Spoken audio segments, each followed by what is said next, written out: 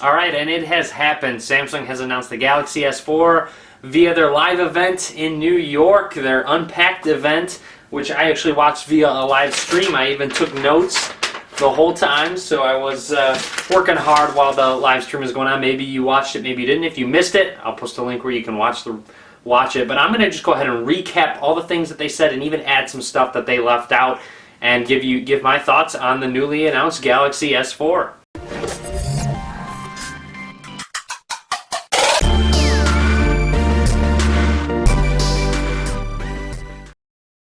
So right away, taking a look at the Galaxy S4, you will notice that it has merged the designs of the Galaxy S3 and the Galaxy Note 2, combine the two, and you have the design of the S4, as I mentioned previously in my What to Expect video. But definitely you can look at the S4 and say, oh, it looks like the S3 design, oh, it looks like the Note 2 design, which is very true. It looks very similar to both devices. Now, the reason I think Samsung's doing this is to not confuse the consumer, very similar to what Apple does, keeping the design very similar with very subtle changes, and just kind of focus on more software changes and features of the phone itself. Now there's going to be two color options. You have black mist and white frost. So black and white are your two color options.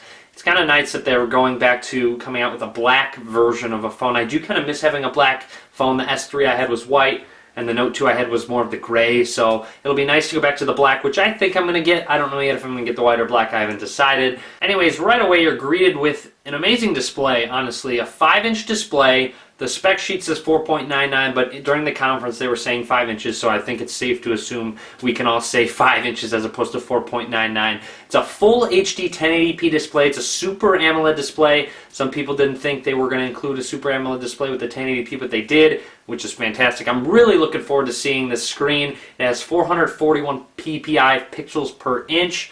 And it also works with gloves on, so you can wear gloves and use the screen. So they demonstrated that in the Unpacked conference as well.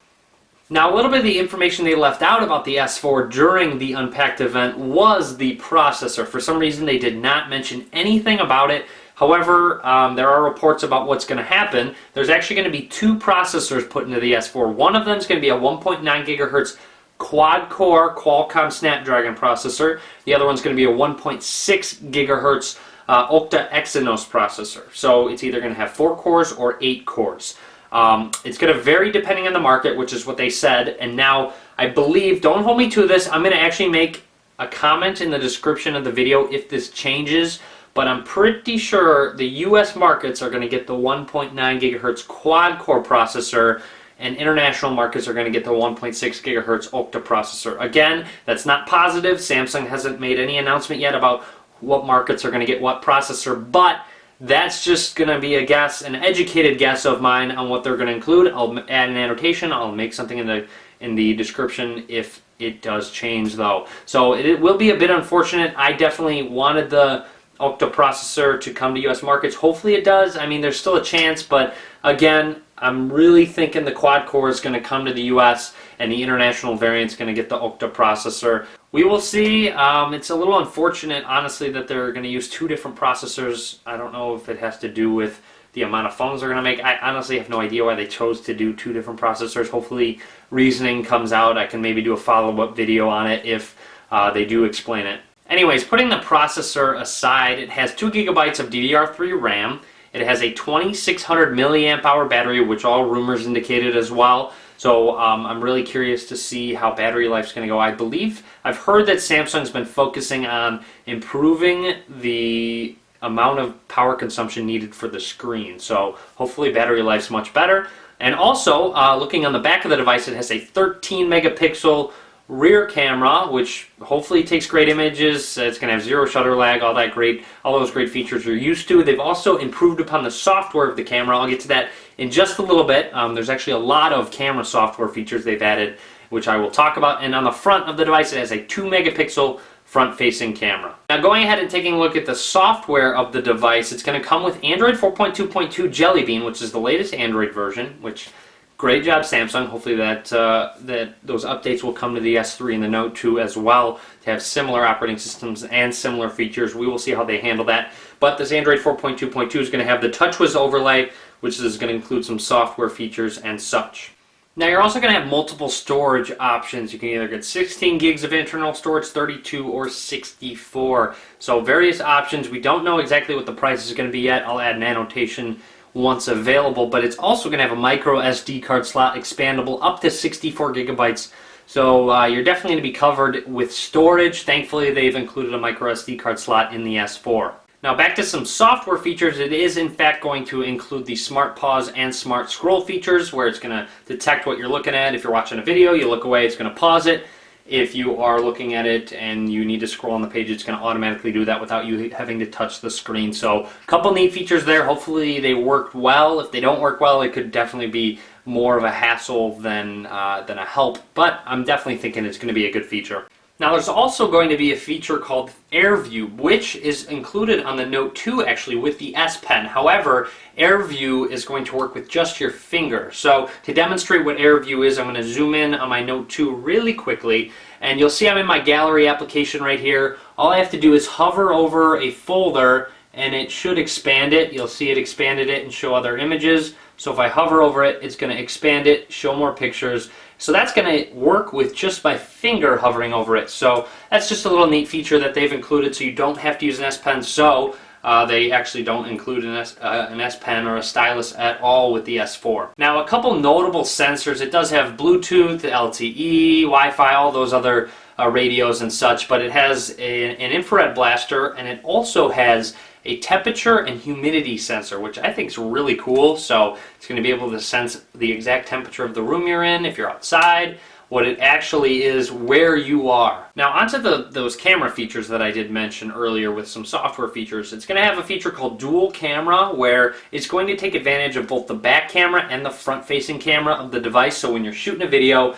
there's an option for dual camera where you can put a small square of yourself in the upper left-hand corner. So if you want to make some annotations of a video you're shooting or also make some comments, you can do so, and it's going to use the front-facing camera to video record you while you're video recording someone else with the rear camera, which is pretty neat. It also works with pictures as well. So if you want it to be included in a picture, you can take a picture and I guess essentially Photoshop yourself in, but not really, because it's just going to go ahead and put your head somewhere with them, which is pretty neat. I mean, especially if you don't have an extra person to say, hey, can you take a picture, or you don't want to ask someone else to take a picture, that gives you that option. Also, some other camera features. I don't know if you guys have ever maybe taken a picture and someone has photobombed it, where they walk through, make a funny face in the background and whatnot. I'm sure all of you have been victims of photobombing, but there's an eraser feature where you can actually erase people or any images from the specific picture, and so it's like they weren't even there photobombing your picture. So your friend might be a little disappointed to say, hey, let me see that picture that I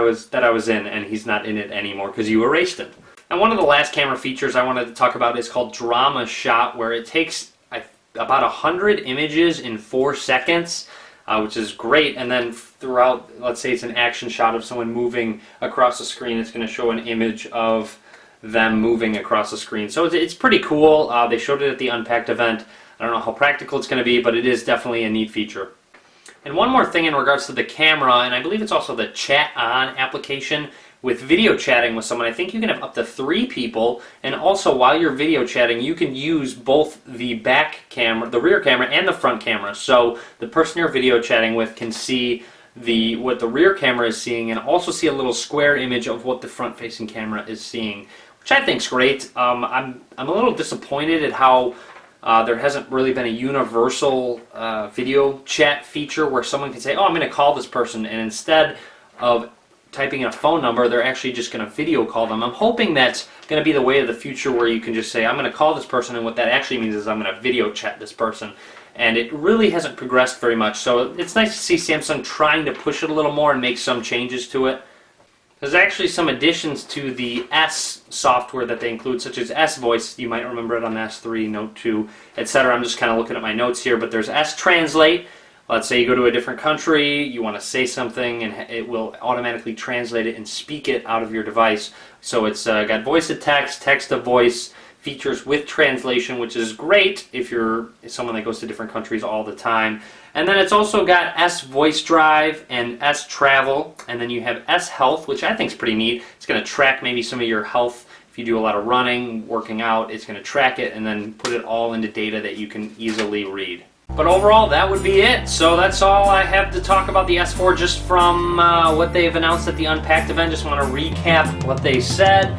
As I said, definitely a merging of the two devices design-wise, but definitely improvements upon the screen, upon the processor, and such. I want to know what you guys think, though. Let me know what you think if you're going to stick with your S3, stick with your Note 2, or maybe stick with your even previous device, or you're going to upgrade to the S4. Let me know what you think. Leave a comment.